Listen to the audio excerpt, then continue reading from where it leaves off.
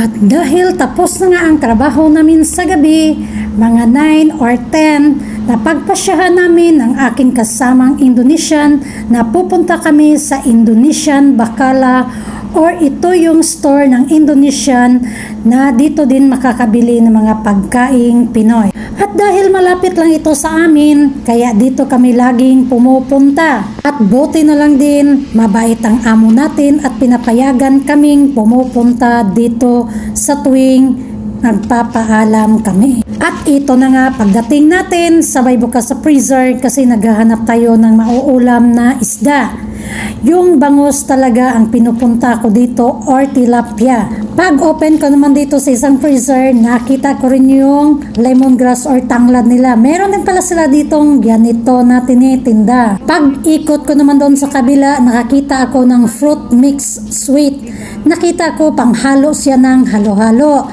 Nakakita din tayo ng mga tuyo, pero hindi ko type dahil alam nyo naman yung tuyo nila dito is matigas na or dried na masyado. Ngunit bumili pa rin tayo ng isang balot. Alam nyo na, miss din natin ito kahit matigas. Sige na nga.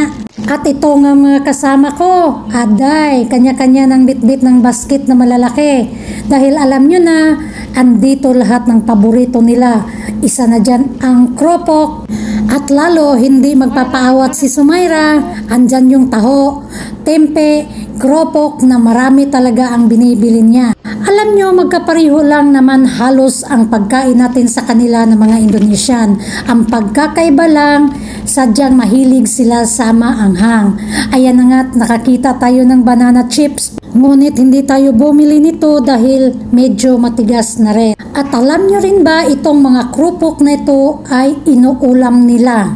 Kaya hindi mawawala yan sa tuwing kakain sila. At ito na nga ang time ng bayaran na, nauna na ako sa akin at sumunod na rin yung kasama ko na si Termini. Sumunod na rin si Sumaira dahil nagdadampot pa.